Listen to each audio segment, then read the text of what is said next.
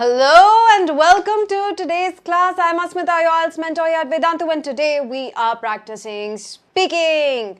Live solving of the speaking test. Because we have done this before, I know you know the drill. So I'm just going to wait for all of you to settle in quickly and then we can get started. While you do that, I want to let you know that this is still available, this is still open, the form is still there, and you need to fill it out. If you haven't, you are getting really,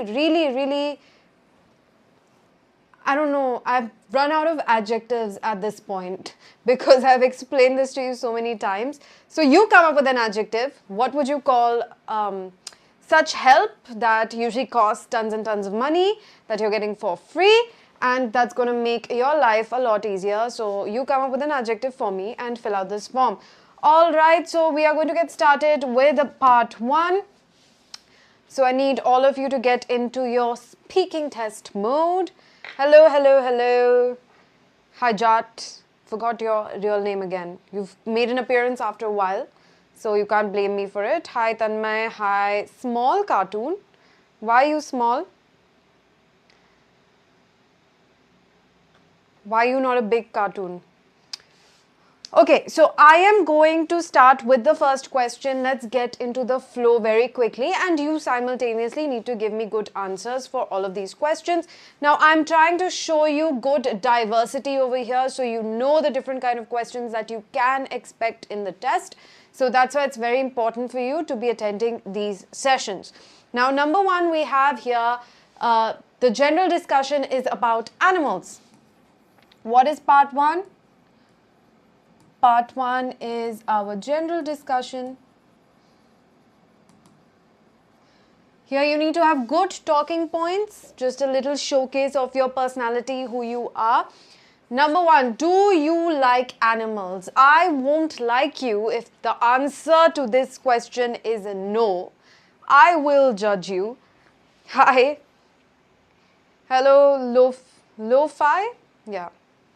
Low fidelity lover. Okay. Hi, Tube Max. Okay, so my answer here would be, it would be an understatement to say I like animals. I love animals, all kinds of them. And I love being in their company, which is why I have a lot of pets. And I also enjoy going on safaris, the kind that are not intrusive and don't bother wild animals in their habitat. That would be my answer for this question. Hi, Ashutosh. What about the rest of you? Tanmay, I like all animals. I love cats, I love dogs, I love chickens, I love pigs, I love cows, I love tigers, I love frogs, all of them.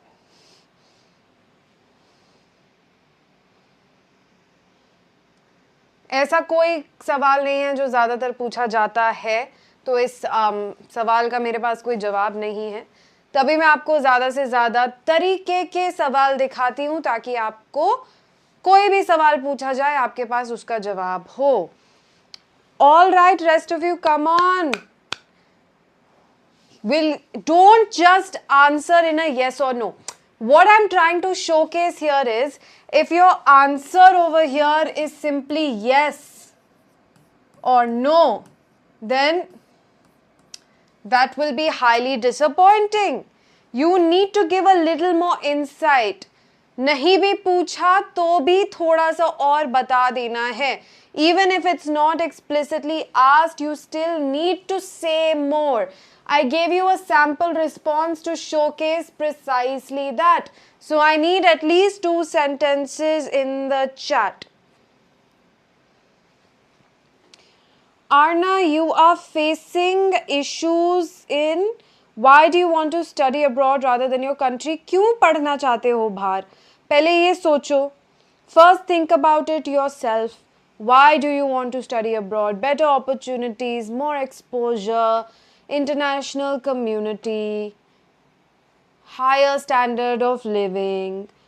The education you will receive there is more valued in the world. What are your reasons? And then just list them out. What's so complicated about this question? All right, Tanmay is saying So Tanmay, first you have to give a answer to the question, which will be yes, absolutely. Or like I said, it would be an understatement to say I like animals. So something like that to show your affinity, and then after that just build upon it a little bit more. You can say something like, I grew up in a rural area and we were constantly surrounded by animals, so I have good familiarity and just that comfort level around animals. Something like that, okay? You like pink pigs because nobody likes them. That's cute. Yes, obviously I like animals, mostly wildlife. Or you don't, there's no, Sion, the term is not wildlife animals, wild animals. So you can say, yes, obviously I like animals, specifically wild animals.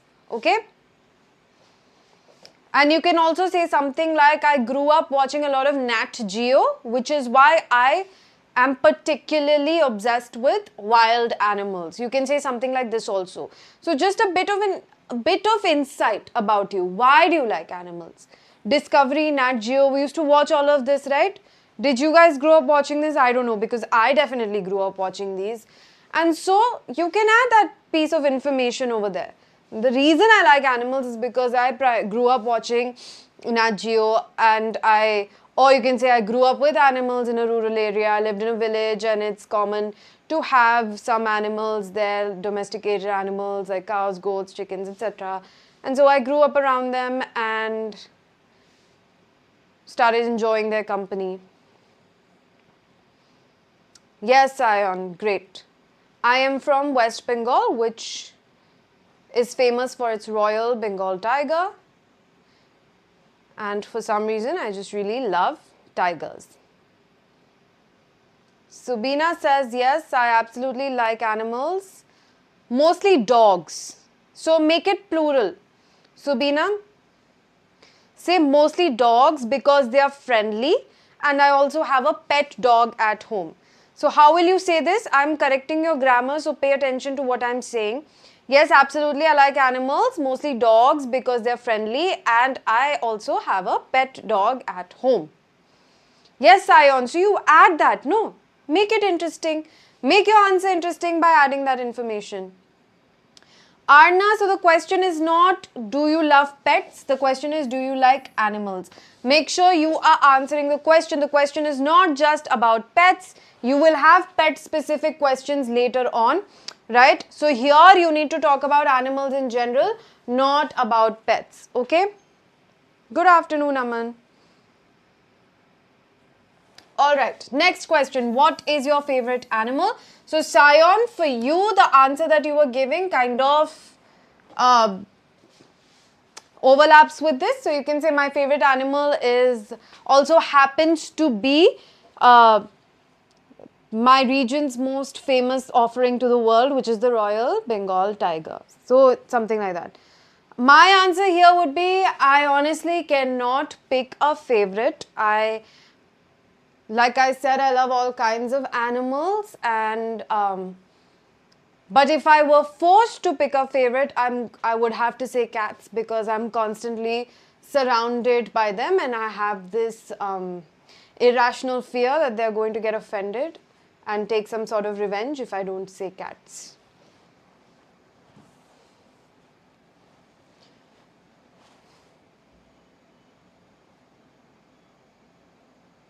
Come on, you guys need to be quicker when it comes to writing down your responses, okay? Next, what types of animals are kept as pets in your country? So I think mostly common pets. The most common pet in urban households is dogs. But cats are quickly catching on thanks to the internet, and so you see a lot of people with cats as well. In rural settings, it's very common to have cows at home, or even goats and chickens.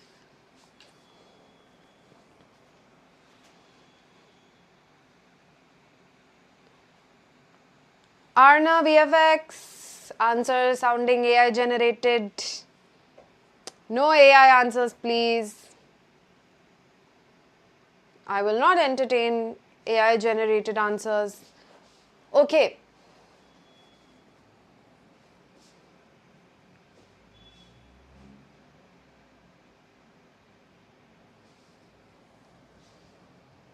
quickly answer. So, because my answer will not be too different from your answer for this one, I'm moving ahead to this question. Do you think animals should be kept in zoos? Now, this is kind of like a part 3 question, similar to part 3 question, but it can sometimes show up in part 1 as well. So here I would like to know your opinion. Pets like dogs, cats, parrot and many more kept as pets in urban areas, and pets like cow, hen, goat are kept in rural areas. So you can say, Tanmay, something like in urban areas pets are mostly just like people adopt pets or get pets as a member of their family, just like a child that they need to take care of and raise. But in rural areas it's more of a resource thing where animals at home are used for milk, eggs, meat sometimes, etc. So I wouldn't call them pets as such. I'd say in terms of like the definition of pet as in animal that is kept in your home and raised with love for nothing in return. In that sense, mainly dogs. Although some people keep dogs for security purposes and then treat them very poorly.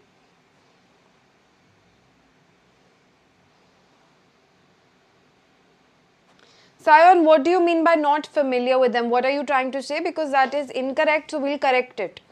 What is your opinion that you're trying to give? You can tell me in Hindi and then we can correct it.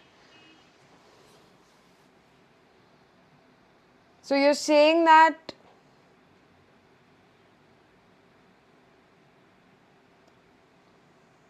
it's not their natural habitat. Is that what you're trying to say?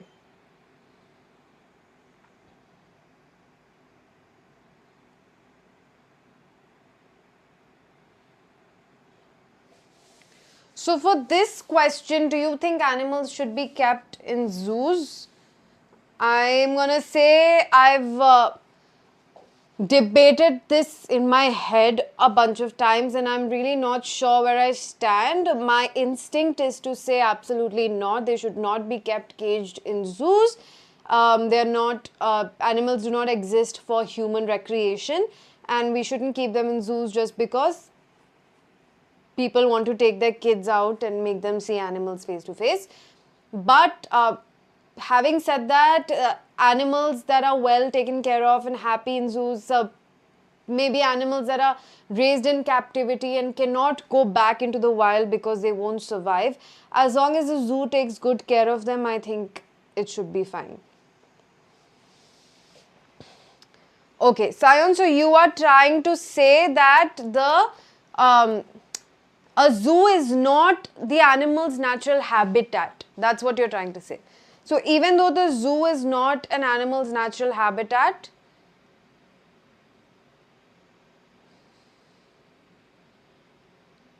so you're saying, okay, I don't think they should be kept in zoos because it's not their natural habitat, but the counterpoint is that zoos help familiarize humans with the different kind of animals around them. So that is one reason why zoos are okay.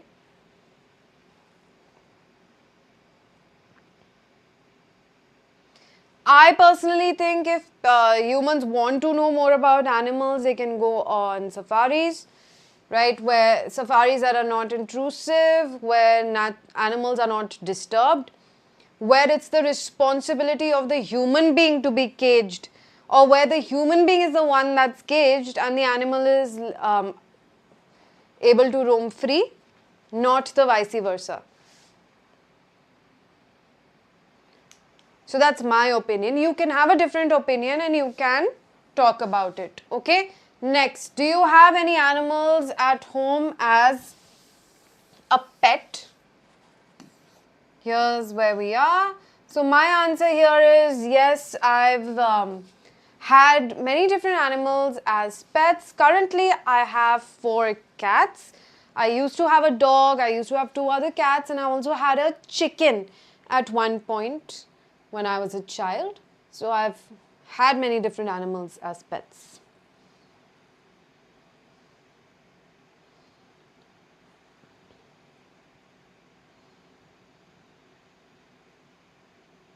Yes, an IELTS examiner can take any topic. If you're new to this channel, I recommend that you go watch the other live solving of speaking section videos, so you can sort of get an idea of the different parts of the speaking test and the kind of questions that are asked in each part. Alright? Alright, Tanmay. So, no, not right now. I don't have any pets. Basically, because of my mom. She doesn't like them. She thinks they dirty up the house, and she's also kind of scared of them. But you can give your opinion. Would you like to have a pet in the future?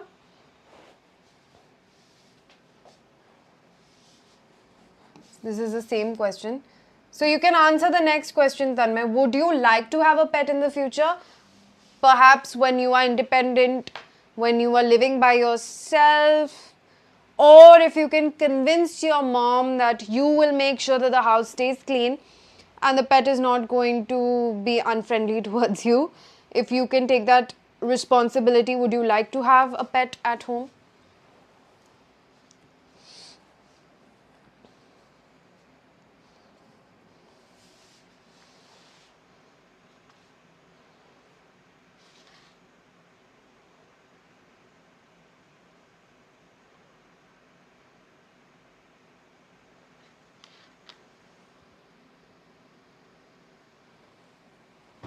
I don't want any one-word answers. All those of you saying no, एक शब्द में जवाब नहीं दिया जाता है IELTS में, so मेरे को लंबा जवाब चाहिए. आपको थोड़ा ज़्यादा बताना पड़ेगा. सिर्फ yes और no में काम नहीं चलने वाला है. Pets make... Alright, Sion. So a better way of saying this is, in my opinion, pets do wonders for mental health. And our generation that's generally struggling with stress and anxiety can really benefit from keeping a pet, because pets offer unconditional love, which helps people in negative times. Okay? Alright, next question. What types of animals do you think make the best pets? So here my answer would be depends on what people expect from a pet. In my opinion, any animal that is not meant to be in the wild can make a good house pet. I personally don't want anything in return from the animals that are staying in my house. I just want them to be well taken care of.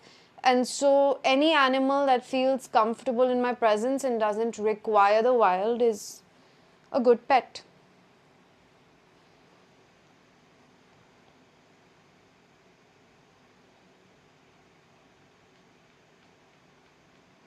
Alright, Tube Max, good answer.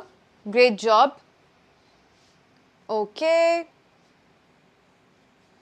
Omkar, depends on your English level. I can't comment on that without knowing where you stand in terms of your English. Why do people have pets? Finally, I am not going to answer this before you guys do. So quickly give me the answer for this question. Why do people have pets?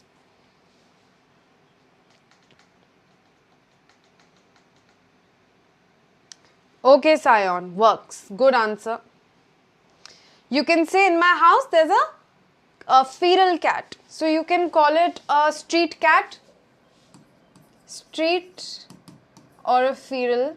And you can say that she comes and goes. She's not a pet per se, but she comes and goes, and so we feed her. You can also say stray cat.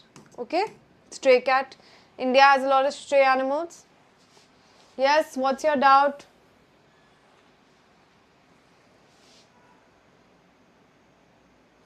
In your street there is a cat. Yes, that works.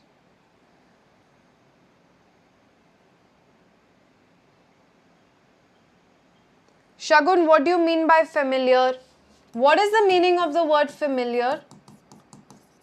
I've seen 2-3 instances of this being misused. So I want to know from you what you think is the meaning of the word familiar. When something is familiar or when you're familiar with something, that means you know a little bit about it. Okay?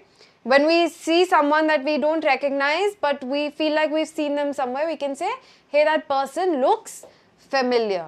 Or if someone tells you about a new topic, something that they think you haven't heard about before, you can say, I'm familiar with that. I'm familiar with that.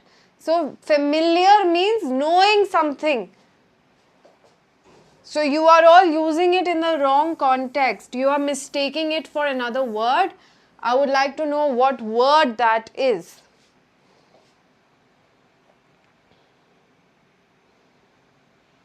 Okay.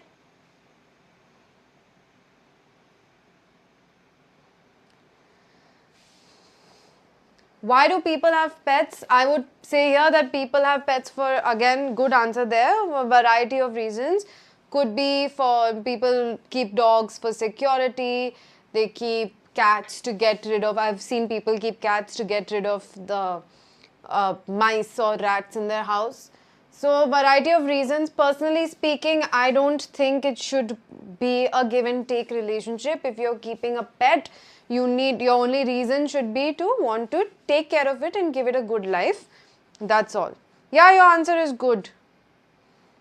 Tube Max. Works. I hope it's not ChatGPT and it's you who gave the answer. I personally disagree with the sentiment that a pet can be a trial before a child. That you can practice raising something before you have to raise a child, or if you can use a pet as a tool to teach your children responsibility. I disagree with that personally because I feel like a pet is an entire, living being that deserves love, care and respect. It's not an experiment and it's not a tool. So it's a living being that needs to be respected and taken care of. So in that sense, I disagree when people say that we have a pet for so and so reason. The only reason I feel that is valid is to love and care for it. No other reason.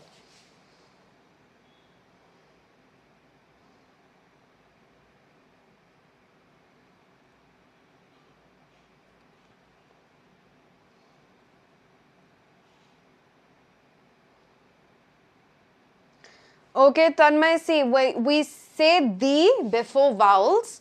So whenever you have a vowel, you say the before it, right? The is before consonants. But a lot of times this rule is not followed and that's fine. Another instance where you would say the is if you want to emphasize something. Like, you are the only person I trust.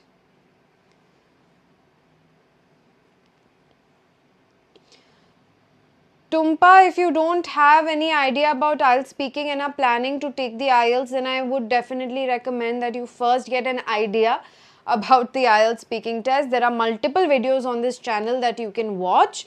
Some of them are quite short and will give you a breakdown of what the IELTS speaking test is like. Once you have an idea, then you can join these sessions to practice. We are practicing the exact questions or the way in which you need to answer questions in the IELTS speaking test, okay? Personally, I think pets make people, not pet makes people, pets make people responsible. Having a pet is not an easy task because you have to take care of it. And another reason why I think is to feel loved and valued, to have somebody around you to keep you company and also love you in return for the care that you provide, okay? All right, so here we are now moving on to part 2, which is, what is part 2? Your long turn cue card. What kind of cue card do we have today? Describe a time when you couldn't use your mobile phone. You should say where it was, what you were doing at this time, when it was, and explain why you were not able to use your mobile phone.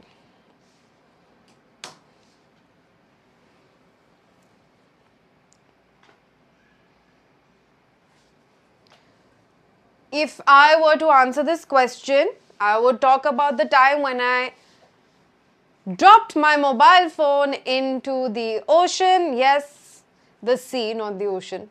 I was at a beach, I was being careless, my phone fell into the water, it stopped working. I put it in a pack of rice, that did not help. As a matter of fact, small grains of rice actually entered my phone and did further damage. And so I couldn't use my phone throughout the trip, which was quite liberating. Actually, I would talk about another time. Another time was when I attended a wedding recently, and I carelessly, it was in a 5-star hotel, but still I carelessly left my phone on a table, expecting it to be right there when I came back. So I wanted to go and dance. The DJ was playing the last song or something. So I just left my phone. I was wearing a lehenga. I did not have pockets. So I ran to dance because it was the last song of the night. When I came back, I saw that my phone was gone. There was no time to check CCTV and all. It was quite late and staff was already like tired and leaving. So I thought I'd come back the next day and see if I can find it. But chances were bleak because it was so crowded and there were so many people there that it was quite impossible to even see through CCTV. Also, the next day I had to drive to another wedding which was in Agra. So I had to go from Delhi to Agra. So I was without my phone for the entire duration of my Agra trip. And I really enjoyed that because after the wedding in Agra, I went to Taj Mahal, then I went to Fatehpur Sikri. And so it kind of coincided with the times. I was going to historical places, and back in that period, in that era, there was no technology. I was personally without technology. Nobody could contact me. I was not constantly stressing out about checking my phone or my messages. Even if I had to take a picture, I could do it. I could ask somebody else to take it. Obviously, I was with my family. And so I didn't really miss my phone. In fact, I liked the experience even better because I was not constantly distracted by my phone. Another tendency that I have is to constantly Google stuff. I just want to know everything. So if I go to a historical place, I want to read up on the entire history of that place. And so I spend more time on my phone reading about the place than actually looking at the place around me, which I didn't do because I didn't have my phone and I could not constantly bother everybody around me to give me their phone. So I actually enjoyed being in the moment. Everything I wanted to know, I was able to know from the tour guide who was present. And overall, it was actually quite liberating to not have my phone. So yeah, that's my answer for this.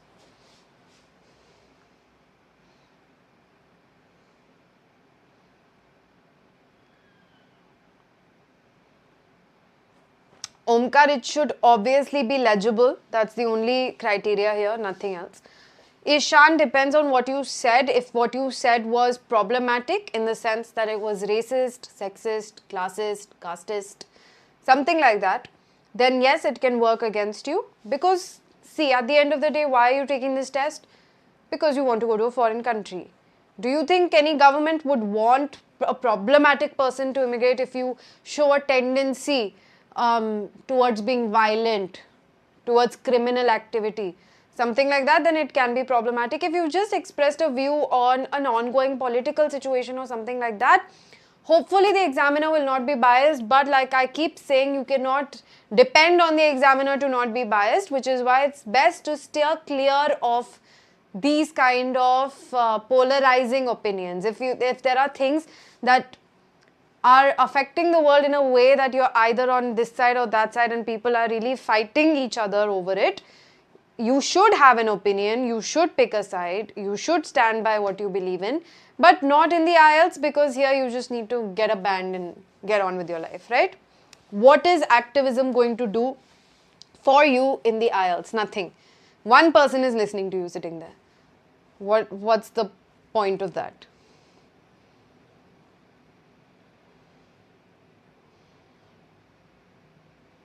Okay, Tanmay. Funny, good. Not long enough, but I know you can't type a long answer in the chat.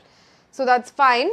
This is your part 2, so it needs to be at least a 2-minute long answer response that you're giving.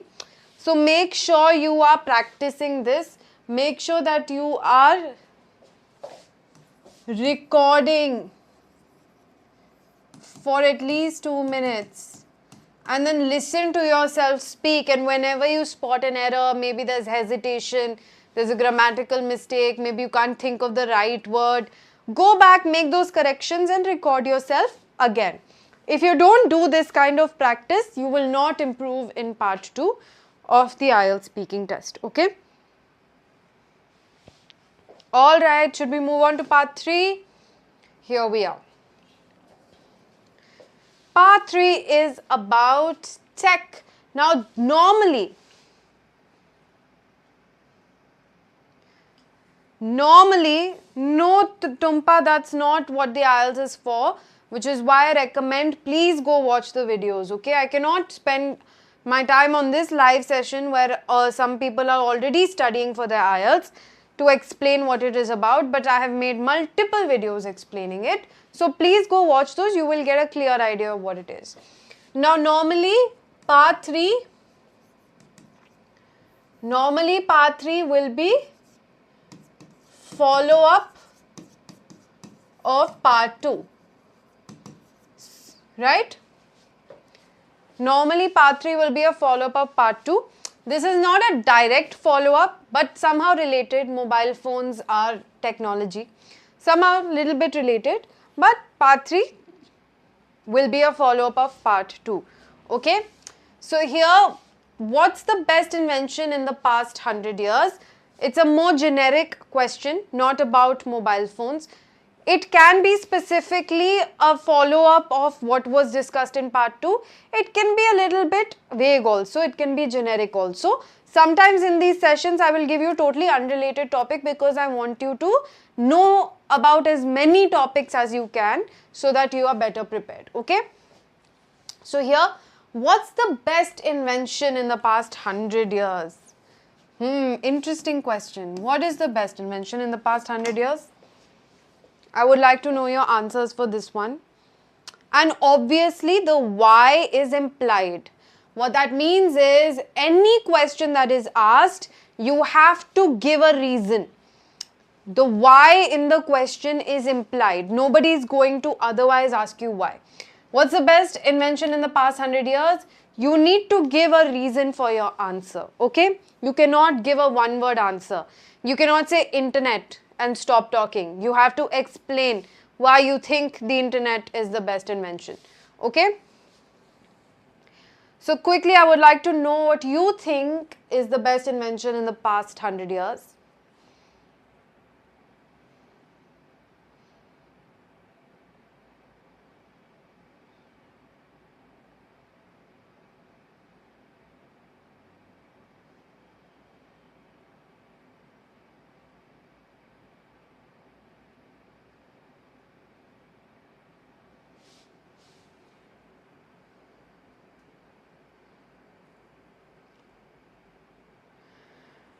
Come on, you won't have so much time to think. You have to answer quickly.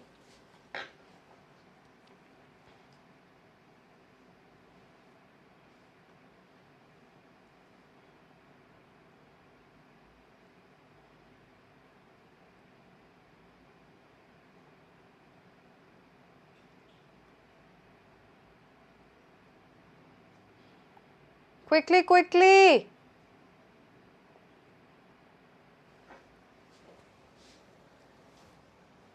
520 total.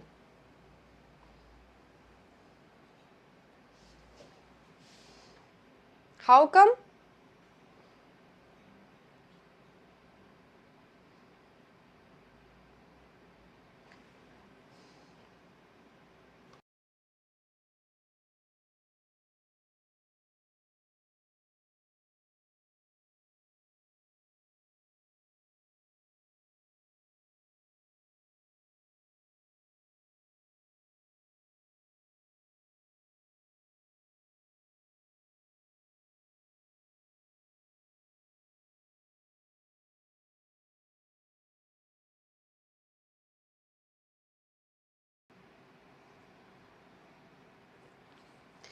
Aerospace engineering, according to me, is the best invention. Satellites and rockets sent into space make everything possible. If it was not invented, nothing would have existed. All right. Okay. One.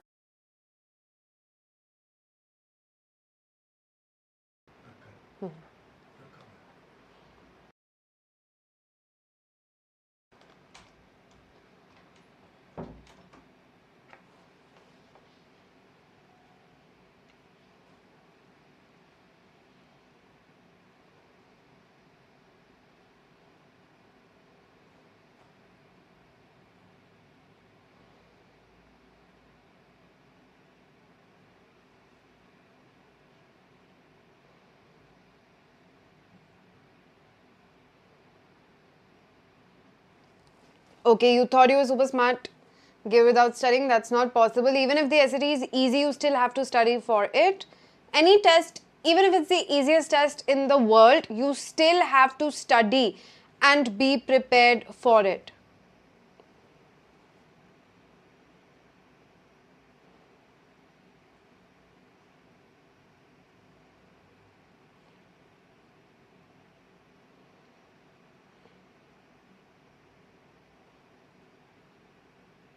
Electric bulb is the best invention. When was the electric bulb invented? Are you sure it's in the past 100 years?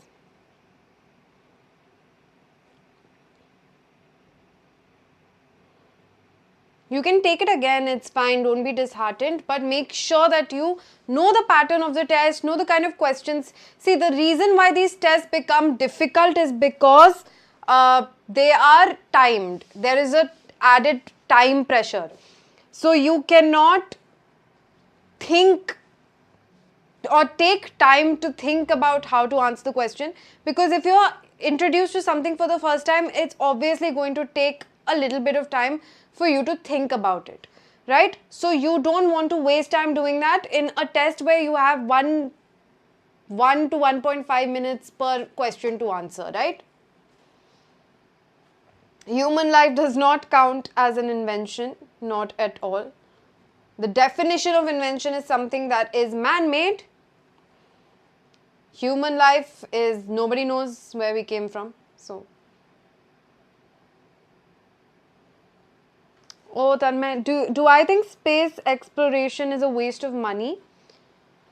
See, I wouldn't say it's a waste of money. There's definitely a lot to learn about space and it can help, but it depends on the percentage of funds being allocated. If a country that has a large chunk of its population that's living in poverty, that is uneducated, doesn't have access to basic health care, if that country is spending a huge amount of its funds on space exploration, then they need to prioritize the allocation of funds, I feel. But space exploration is necessary, it is important, should be done. I wouldn't say it's not important. So I wouldn't go as far as to say it's a waste of money. I'm just saying the percentage that needs to be allocated to space exploration needs to be justified.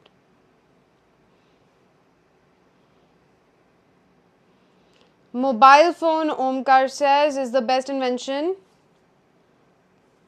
in past years because no one could think if it is possible to contact from one side to the other side of the world. Absolutely, it made communication a lot easier, and I think that smartphones in tandem with the internet has made communication easier, because if you did not have the internet, then even with mobile phones it cost a lot of money in the past to talk to people from one side of the globe to another. So I think it's the internet has sort of made communication at least too easy, I feel now. It's too easy to keep in touch that no one's doing it.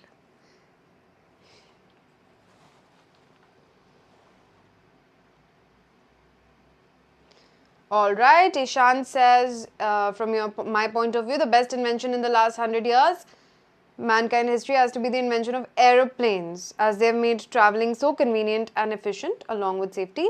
Even though, yes, there have been instances, especially the recent Ahmedabad crash case, still it has never been so easy to go from one point to another in the world. Travel in the country itself used to take days. Internationally, it would take months, especially if you went by sea. So in that sense, yes, definitely. Are there downsides?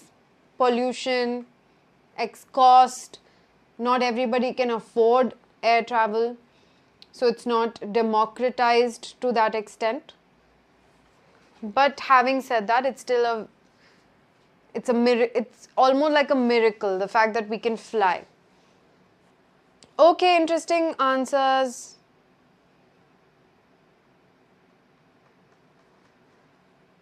हाँ तन्मय, see, वही बात है कि you have to balance everything out. If you are a country that already has a very high standard of living, जहाँ पर लोग already अच्छे से थ्राइव कर रहे हैं, हेल्थ केयर है, एजुकेशन है, जॉब्स है, इकोनॉमी स्टेबल है, वहाँ पर आप ज़्यादा पैसा एलोकेट कर सकते हो इन चीज़ों को. It's about the necessity of what you're spending on. Some basics like education, some welfare schemes, health, all of this is right here, right now. Space exploration can benefit us in the future. There's a lot of R&D that's required over there. But there are things that need your direct attention and things that can be solved using money, using funds immediately.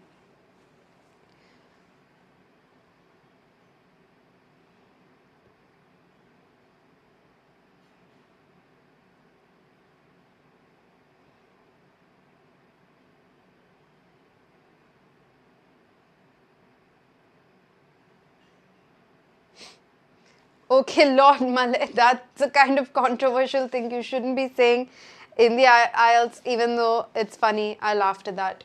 Okay, great job everybody. Good answers. Let's move on to the next question. What's the influence of science on human life? Influence of science on human life.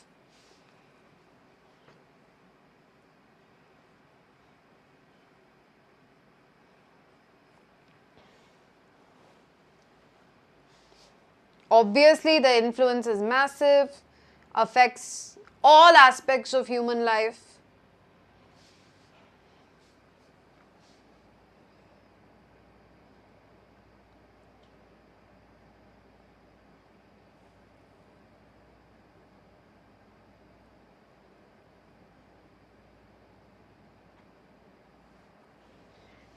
Alright, Tumpa, that's great. You can give answers to these questions like others on the chat.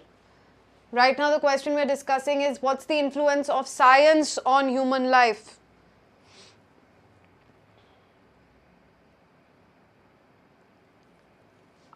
You can think about any aspect of human life right now, be it health, longevity, fighting diseases, defense, wars,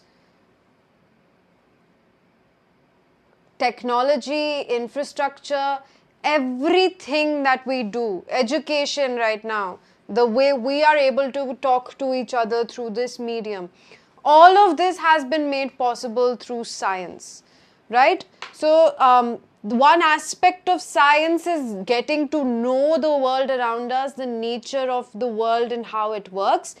And the second is applying what we know to ease human lives. That aspect of science is the applied sciences, engineering, healthcare, all of these things, right? So, because of applied sciences and inventions, human life has become a lot easier.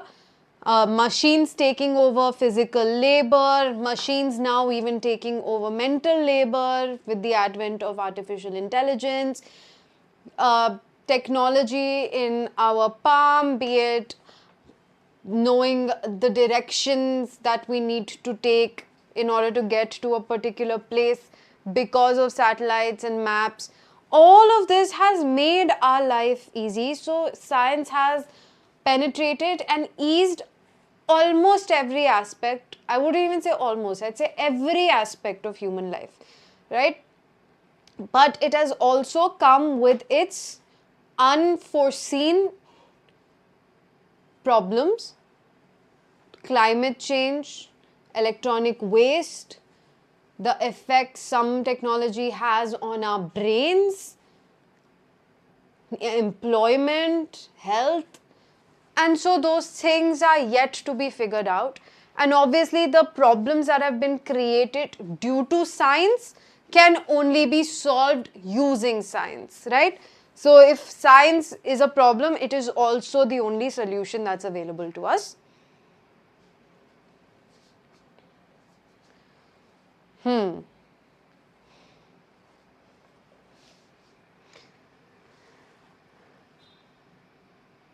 Science is the world. Sayan, that's a good answer. It can be better put. It can be articulated better. That, there is no, till the time we exist and the world exists, science will exist. So science is not something that we can choose to have an influence on us. It will influence every second of every day of our lives because we are a product of science as well. If you talk about applied sciences, especially in the field of engineering, then of course that has changed the way we view the world and has changed the way the world functions. Okay? Good job, Tanmay, Sayon, very good. Next question. What can individuals do for scientific research? It's a little vague, this question. What can individuals do for scientific research?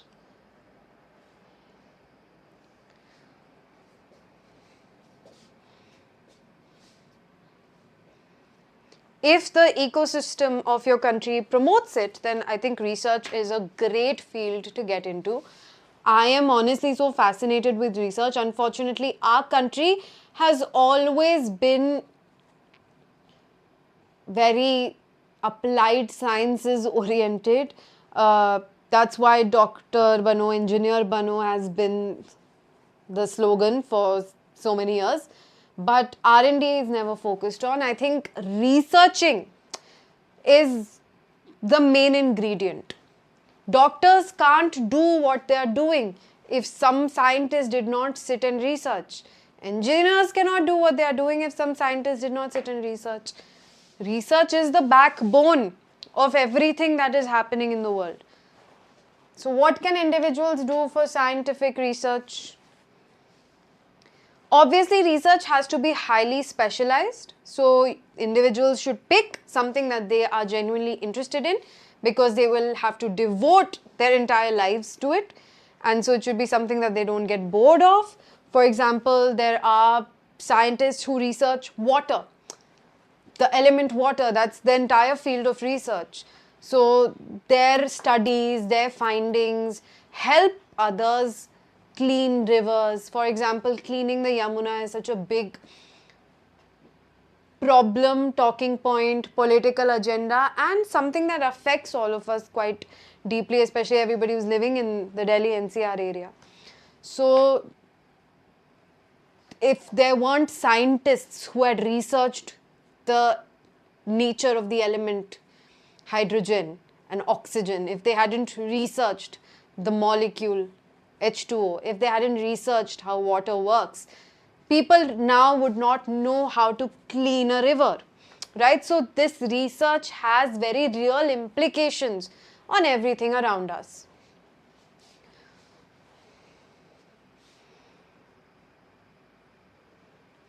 That's very interesting, Tanmay. So Tanmay, you can talk about yourself and how you're so interested in space, research, aerospace, and that would be your focus on research. I will definitely check out your research paper, and I didn't know you had one published. That's great, and that's going to help your application so much. So not only are you genuinely interested in this, you are also actively doing something about it. So it's definitely going to help your application. That is fantastic. What influence can international cooperation in science bring about? This is such a nice question, such an important question for all of us to think about. What can international cooperation do when it comes to science? Personally, I feel science should be beyond borders, and scientists all over the world should be allowed to cooperate. We saw what happened when they weren't and when science was weaponized in the case of World War II and the dropping of the bombs in Hiroshima and Nagasaki. So we know that science can be a great tool for humanity. We also know it can be a great weapon. And so science in the wrong hands can be quite dangerous, which is why scientists should actually enjoy some amount of autonomy, should be beyond the control of their home governments, and should be left out of political spaces, I feel. They should be allowed to collaborate and work with whoever they want from any country. This is my personal opinion, because the advancement of science is not country specific. We fail to realize that countries don't exist in isolation. They're a part of this entire world. And so unless the entire world benefits from something, one country single-handedly cannot benefit from it. International cooperation in terms of science is of the utmost important, and the influence it can have will generally be positive. No scientist is going to create bombs to destroy other countries unless it is politically sanctioned. Scientists would much rather find the cure for cancer or some sort of technology that democratizes certain things like electricity, water, fuel. I'm sure most scientists are of that temperament. But then being forced or being strong-armed by politicians with ulterior motives to do these things, I think that's when science falls into the wrong hands. Pillars of a nation. How you misspelled pillars can be very problematic. Piles of a nation.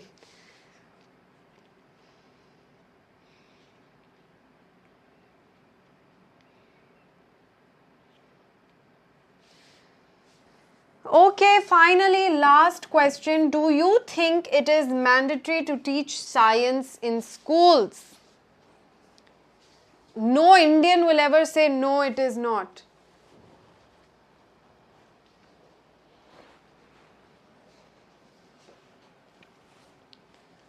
That's okay, Sayan. I had a good laugh.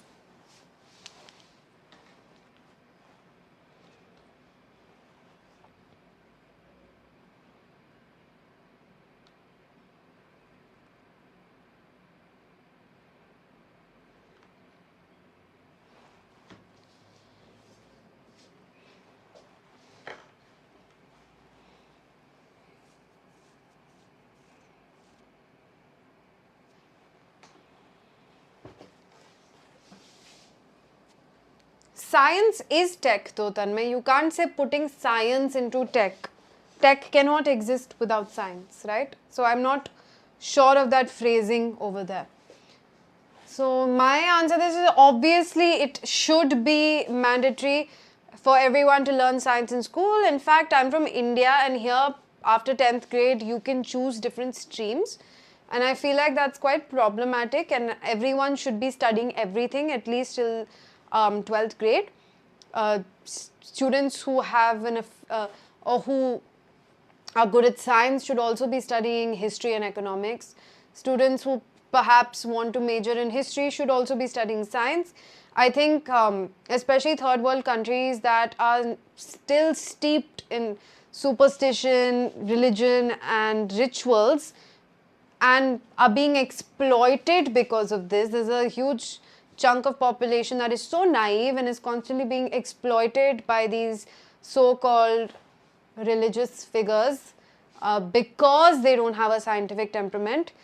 Everyone should be taught science, primarily not because they should go and study science in college, but to have basic knowledge about the world around them so they cannot be so easily fooled, and to have a scientific temperament. I think that is extremely important. No country can progress without a scientific temperament.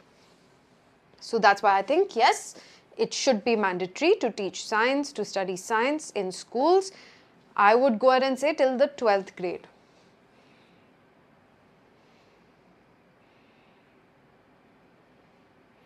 What science is about the world around us. It affects us every day. It's about our bodies. It's about the planets. It's about stuff we consume. It's about nutrition, food we eat. Literally every single thing in our life is affected by science, and that's why not knowing enough is the reason why misinformation spreads so fast. If we knew enough basics of everything around us, then we wouldn't fall prey to misinformation so easily.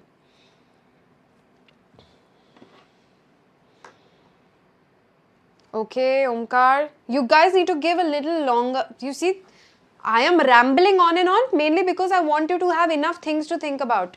So if you feel like you're struggling to come up with a point on your own, you can listen to what I'm saying and think in that direction as well.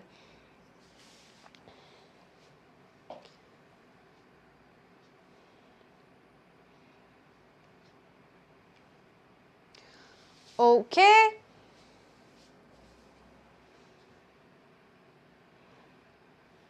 Alright, so that was the last question. That's great, Mickey. I'm glad you agree with me, but you should have your own opinions as well. That brings us to the end of today's session. I will see you tomorrow. Thank you so much. Good job, everybody who answered. Good job, everybody who answered without AI. So here, please do subscribe to the channel if you're finding it useful and helpful. And make sure you recommend it to your friends as well who are preparing for the IELTS or planning to study abroad, because there's a lot more information beyond IELTS on this channel as well. Okay. And here, follow us on Telegram. Tanmay, how much longer do you... For an 11-minute, 15-minute portion of the test, we have taken a 1-hour long session. You want it to be longer. For the 60 minutes portion of the test, we can have a 2-hour long session, right?